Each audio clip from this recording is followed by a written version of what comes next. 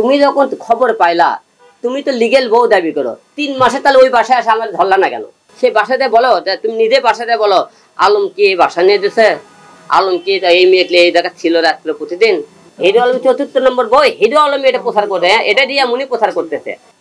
আলম ভাই, আপনি ওই মেয়েকে নিয়ে 3 মাস বাসা নিয়েছিলেন, এটা রিয়া মনির অভিযোগ।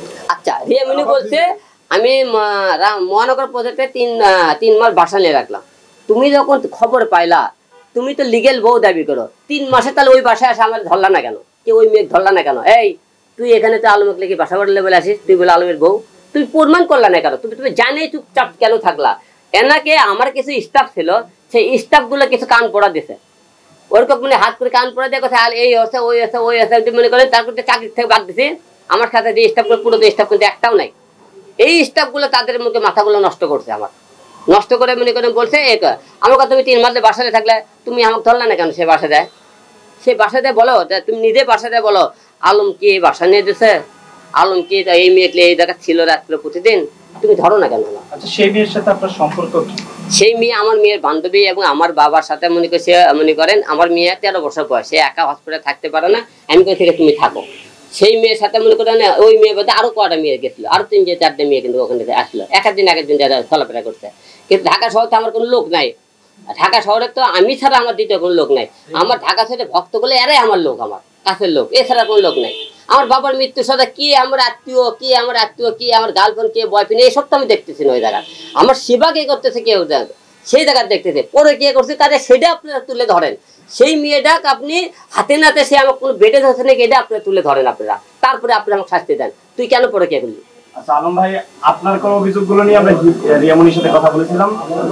রিয়া মনি যেমনটি বলেছেন যে আপনার অভিযোগ ছিল যে আপনার বাবাকে সে সেবা যত্ন করেনি, এবং আপনার বাবা যেদিন মারা যায় সেদিন সে ম্যাক্সবি রিয়াজের সাথে নাচছিল এবং আরো লাইভে সে গান করছিল। কিন্তু তার সাথে কথা বলার পর সে বলেছে যে প্রথমত গান করার বিষয়টি সম্পূর্ণ মিথ্যা, এবং যে নাচার ভিডিওগুলো সেগুলো অনেক পুরনো।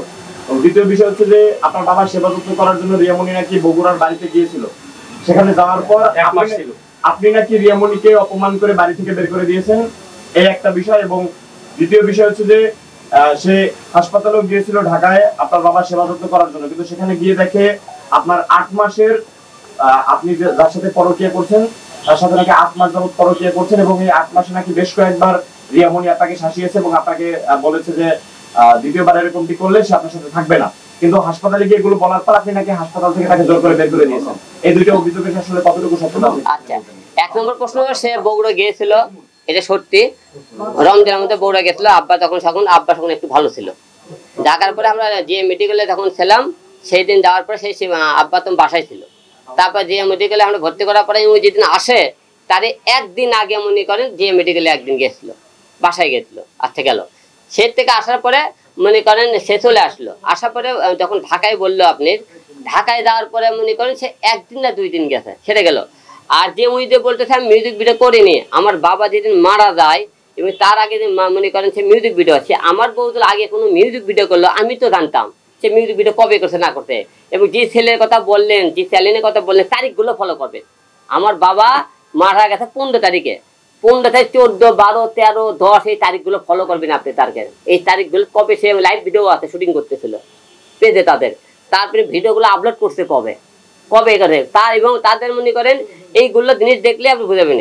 8 মাস সেই দিলে আমি তো মনে করেন ওই নিউরোসাইন হসপিটাল থেকে ওই মেয়েকে আমি ধরে অপমান করে বের করে থাকি। নিউরোসাইন হসপিটাল 6 তলায় 20 নম্বর কেবিনে আমরা ছিলাম।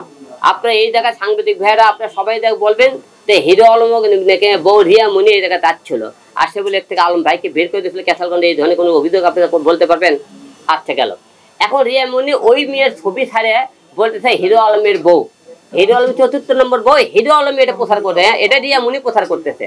তা আমার কথা, ওই মেয়ে যখন 4th নম্বর বউ তুমি যখন প্রচার করে দিলা, ওই মেয়ে একটা ফ্যামিলি আছে, সংসার আছে, ওই মেয়ে এখন যখন বলতেছে যে কেউ তো জিজ্ঞেস করে আপনি বলে রিয়া মনি বউ, রিয়া মনি তো বলে আমি বউ, তা আমি বলতে সমস্যা কি? তুমি যদি তাকে যে বলাও, দোষ তো আর আমার নাই এই জায়গা। আমার কথা, আমি বিয়ে করলে তুমি কাগজ দেখাবা, বের করো ঘুটে গেছে কাম বিয়ে করে, আমি তো ওইভাবে কাম করে সেই জিনিসটা তত্ত্ব করে তুলে ধরো। আমি যেরকম আপনি প্রমাণ ছাড়া কথা বলছি, এই প্রমাণগুলো জুই এক একটা প্রমাণ দিয়ে আপনি সেটা কথা বলতে বলি, তাহলে আপনার যে শাস্তি দেবেন আমি মাথা পেটে নেবেন।